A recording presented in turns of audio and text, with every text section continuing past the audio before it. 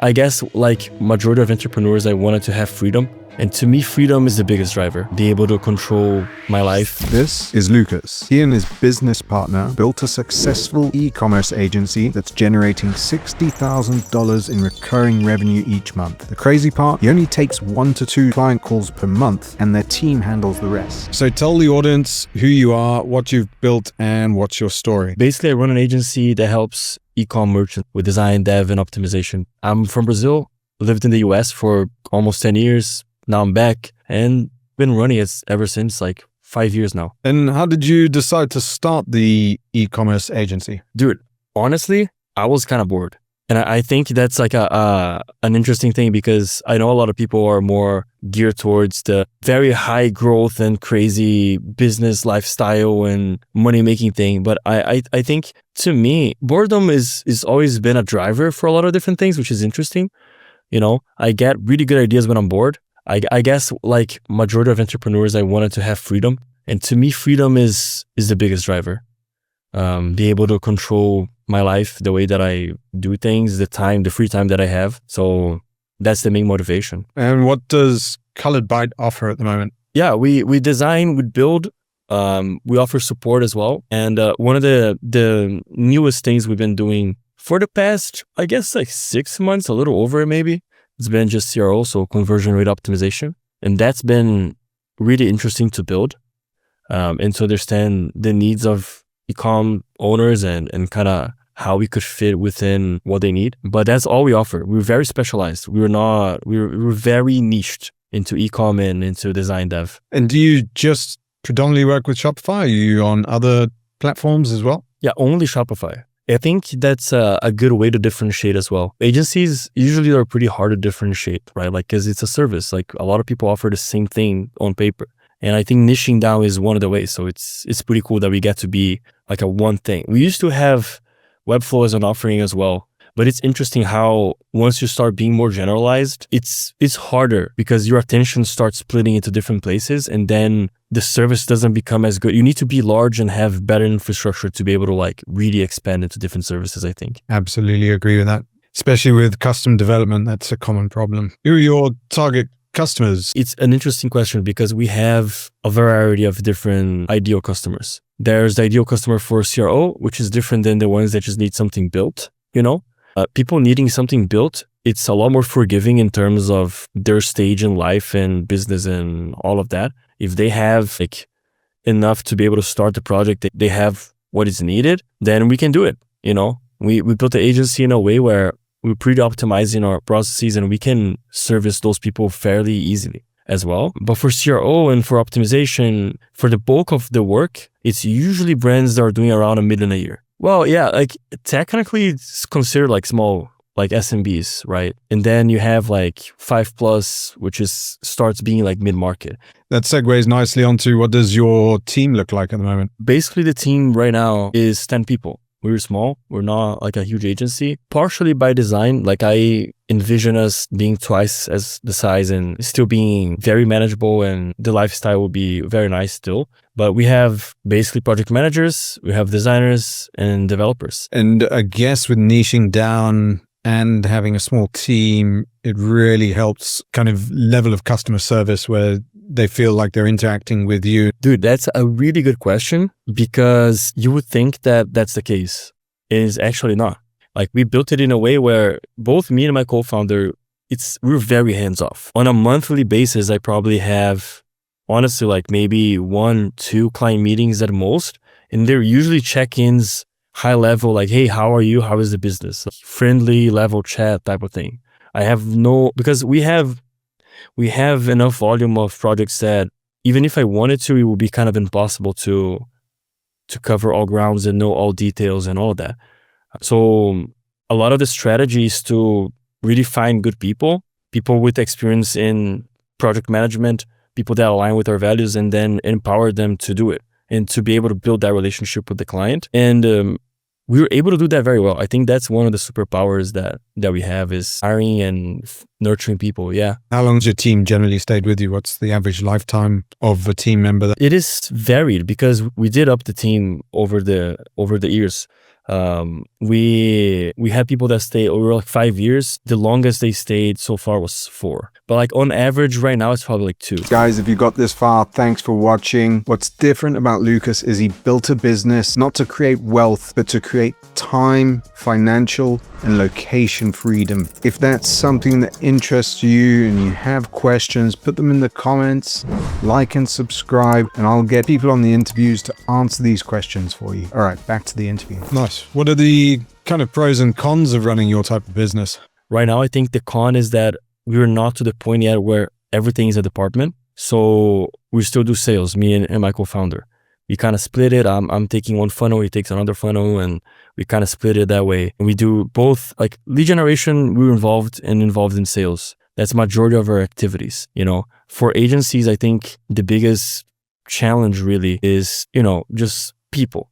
When you have software as a service, you have more leverage, so you need less people. So it's a lot easier to deal with internal affairs, let's just say, compared to an agency where if I needed to double my size, very high chance I need to at least double people. Maybe I need a little less if you can put some processes in and you maybe mix some software in.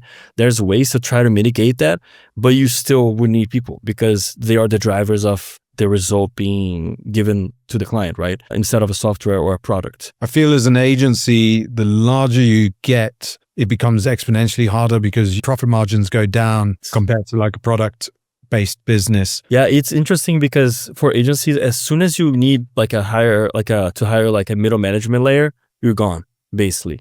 Because when you're smaller, everybody in there is doing work that's billable, right? So to your point, that's exactly what happens. It's like, now I need a manager of managers. That person, you can't really bill the client on it. You can try to increase prices and you can try to figure it out how to mitigate it, but that person's time is not necessarily billable to the client. Even if you do fixed pricing or hourly pricing, it doesn't matter. Like it's harder to translate. And as you get more and more, then you might need HR sooner. And then soon enough, you have, a specific layer of people that are just support the people doing the actual work. And that's why the profit margin goes to shit very fast. And then you see those people doing 3 million a year as an agency that have a 5% margin, 10% margin if they're lucky. So what growth channels work best for you? How are you getting sales for your company? Cool. So right now we do a mix of cold email. We work with also some marketplaces as well. So like Upwork and Fiverr. You guys are also really good at retaining clients as well, I'm sure. So for 4 years of the agency, we had such a high amount of leads and you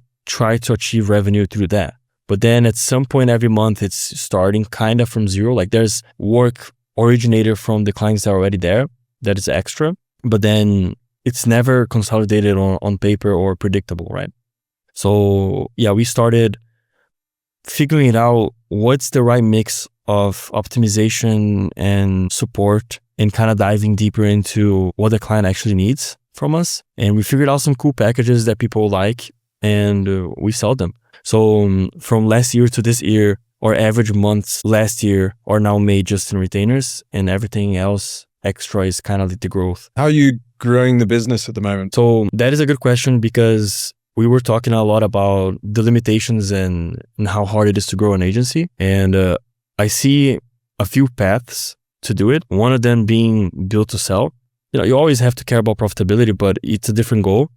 You building to sell, you need to be a certain size. You're trying to grow us that way. And what I'm trying to do is kind of increase my average project size, average retainer size, and try to have less clients that pay more and trying to have the least people I can, weirdly enough. And I'm trying to be always at a 40% margin at least, so I can leverage that into different things. And then, use what we learn in the agency to build something that is more scalable. I don't know what it is yet, but that's kind of the plan. So if you're comfortable with it, how is the business doing financially? So right now, it varies between 40 to 60K a month. We're around 30 something in retainers.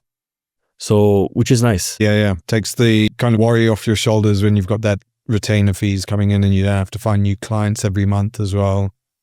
Exactly. How the marketplace is performing for you right now? It's still as good as last year. I know 3 years ago, 4 years ago, especially after COVID, It was Oh my God, that amazing. was crazy. Yeah. Yeah, that was crazy. Dude, like after COVID, we used to have like 8 to 12 calls a day sometimes. It was insane. It was a time where like the leads seemed infinite, you know? But the interesting, I mean, I was still learning business and getting into it. So it's hard to compare those times as well. What kind of tools and tech stack are you using to run the business at the moment? Yeah, we use a lot of tools. In terms of client relationship, let's just say, we use Basecamp. And so clients only talk through Basecamp. And then internally, we use Asana for tasks. Client does not have access to that at all. This is just tasks, project manager, and internal team. And there's tools for gathering feedback as well. So for that, we use Pastel, which is an interesting tool. You can use a live site and give feedback. It's pretty nice. Figma, always for design. That's kind of been the tool. In terms of CRM and internal systems, I'm a very big fan of Airtable. So I use a lot of Airtable, a lot of Zapier. Now there's alternatives to it. Like I know there's like so many out there that do automation that can use AI as well. But a lot of my automations were built in there. So it's so many. Moving on it's a project on its own. But yeah, it's powerful. So that's kind of the main stack. If you were starting out today, what advice would you give to someone starting a new business? I always try to reverse engineer the life that I want and the business that I need to have for it and try to figure that out. Because at the end of the day, that's what matters. You know, we talk about revenue, we talk about profit and about a bunch of different things. But at the end of the day, it has to align with your goals. You know, you can always make more and figure out how to make more, but you also have to look at what it costs to do that, you know? So to me, I'm very aware of that. It's a personal thing. Not everybody's like that. I like having time for my hobbies, for my family, for the things that I enjoy in life, you know, and I choose to do that over just working on the business sometimes and do that. And it's a conscious choice that it's okay for me. So I think it's important to know that and to kind of figure that out. Like, what exactly do you want out of it? What is your ambition? What do you really want to build? Because that's what's going to give you, like, make you excited for it. And it's what's going to make you endure when times get tough. Lucas, thanks for coming on and walking us through your business. If people want to find out more about you or your business, where can they connect with you? Yeah, you can find me on LinkedIn. It's just my name. So Lucas Kirije, you can type it in there, find me. The link for the company is there. I'll add links as well into the footer notes as well. Yeah, really appreciate that, man.